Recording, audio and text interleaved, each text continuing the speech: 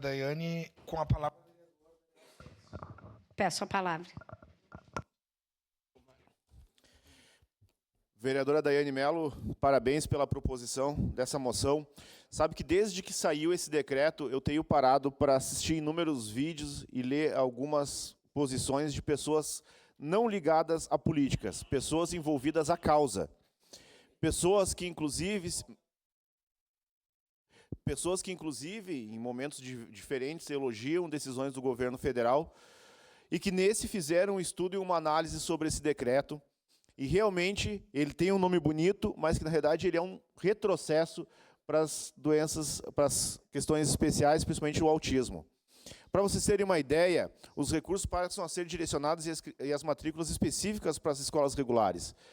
E os monitores, mais uma vez, sendo exigido apenas o ensino médio e um curso de 80 horas. Como é que um autismo nível 3 e uma sala de aula regular com um monitor com ensino fundamental e 80 horas de curso vai conseguir dar a atenção e o atendimento necessário?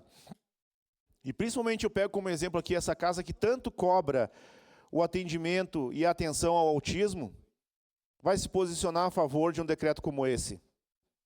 E como eu falei, essa é uma causa que todos abraçam. O autismo, questões de crianças especiais. Então, parabéns pela proposição, vereadora. Isso tem que ser discutido, eu acho que o Brasil inteiro tem que se posicionar. E como eu falei, não é uma causa partidária.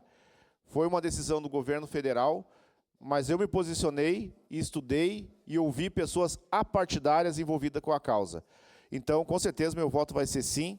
Não sei se alguém pediu uma parte, acho que não, né? Não? Então tá, obrigado pela palavra e parabéns, vereadora.